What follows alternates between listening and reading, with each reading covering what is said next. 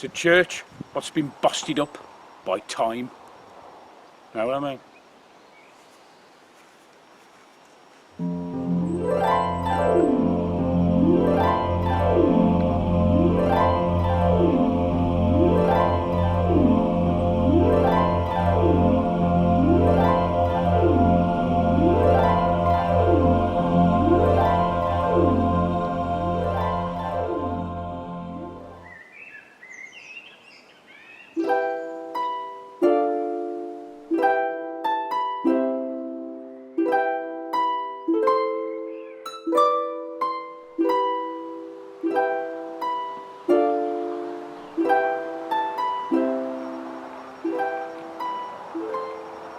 Lilleshall Abbey is always described in guidebooks as an evocative ruin.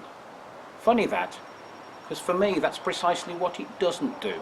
It doesn't evoke. Even with my relatively extensive knowledge of ecclesiastical architecture, I can't picture the original church with any clarity. I can only picture its current beauty.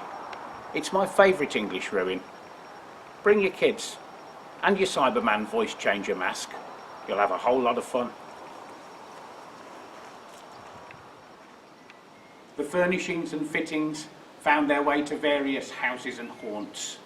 The misericords to St Peter's Church in Wolverhampton, quietly and patiently awaiting through time their Cummingsian connection, like the car that pulls out of the rain at the end of Back to the Future 2.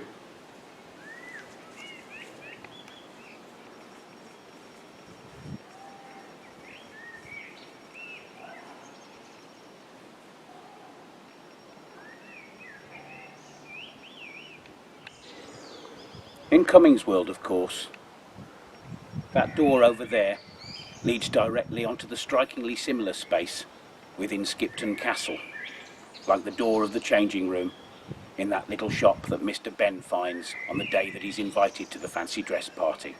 You remember the line. Mr. Ben didn't like parties, but he did like fancy dress.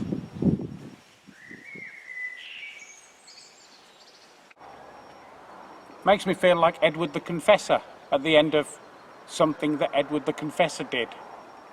But almost everything does.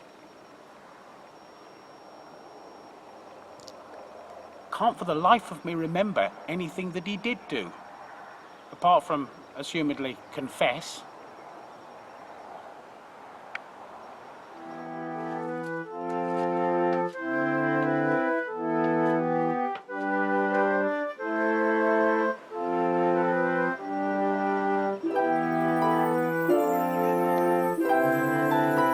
Is this going to be like when Larry Mullen Jr. gets all wistful and teary-eyed about having visited Graceland? Meaning what? You know, in Rattle and Hum. Did you assume for one moment that I had seen Rattle and Hum? Well, yeah, considering it's on your shelf at home. It isn't. It's not mine.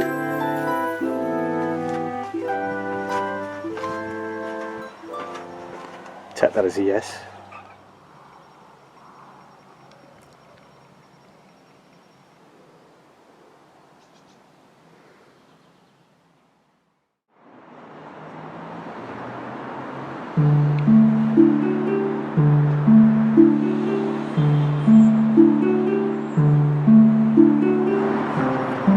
I love this little architectural panoramic three-way split screen. I even love the 60s shoebox in the middle, squaring it all off and focusing the eye.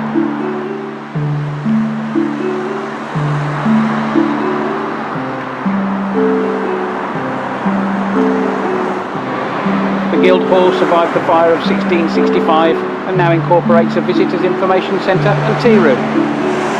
Worth surviving for them, in my opinion. Towns are a bit like paintings. You notice something different every time. On this particular visit to Newport, I've noticed this rather dejected looking camel-style lozenge. What do you think, Harris?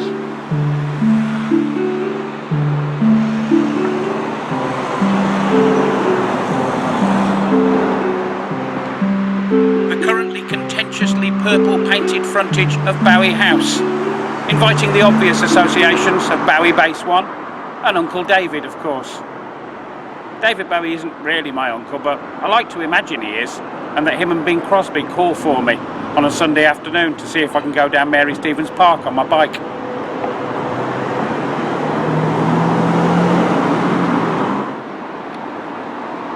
Look at this here. How much good stuff packed into one tiny, compact little frontage.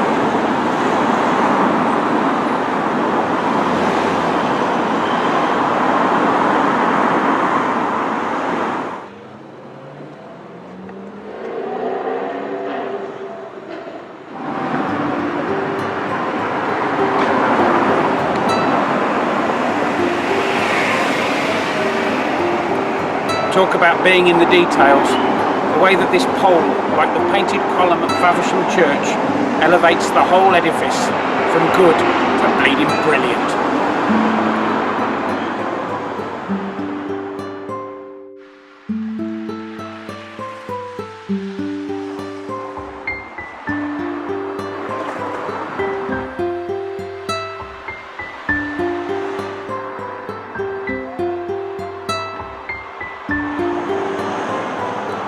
Sometimes, in adjoining churches in the Cotswolds, or Norfolk, or Rutland maybe, you can trace the hand of a local craftsman in the details on the font or the capitals.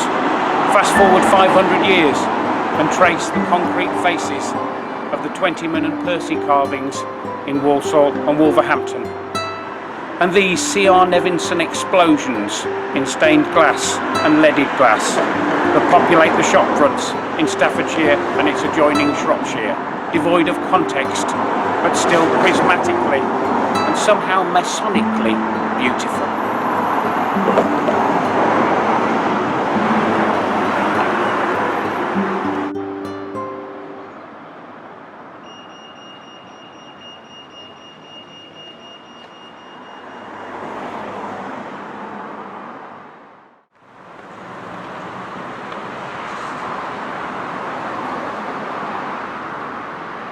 Do you know what else I like about Newport? It's that sense of afternoonness, even in the morning or the evening. It chimes with my earliest recollections of towns, formed, I suppose, by Camberwick Green, Trumpton and Chigley. It doesn't open out into a marketplace or into a cathedral close. It's on the way to somewhere, and so you just get glimpses, flashes, moments of art and architecture and human endeavour. Silly and sad and glorious and beautiful. England, oh my England. That's it for me. The mellifluous voices of Brian Cant and Richard Baker. Know what I mean?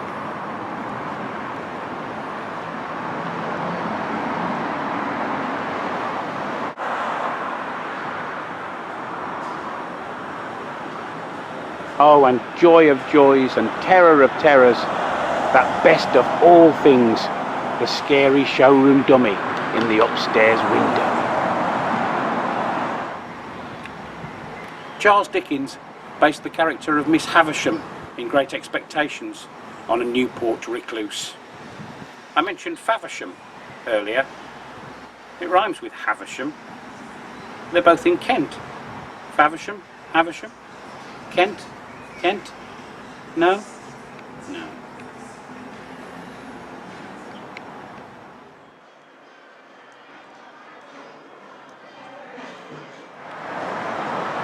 Queen Victoria opened the joint behind us and gifted the proprietor with a pair of tortoise shells, apparently. Would you thank me for a pair of tortoise shells, Harris? I'd thank you, but I'm not sure what I'd do with them. Well, what would you do with them? I don't know. How big are they? Like little terrapins or big Caribbean style, 150-year-old turtles? No, just like sort of Mediterranean tortoise, average sort of size, spur-thighed, Herman's tortoise, that kind of thing. Well, I mean, I can't even make any chairs out of them, can I? You know what I mean? I can't carve them, turn them upside down, hang them up like hammocks. What am I supposed to do with them?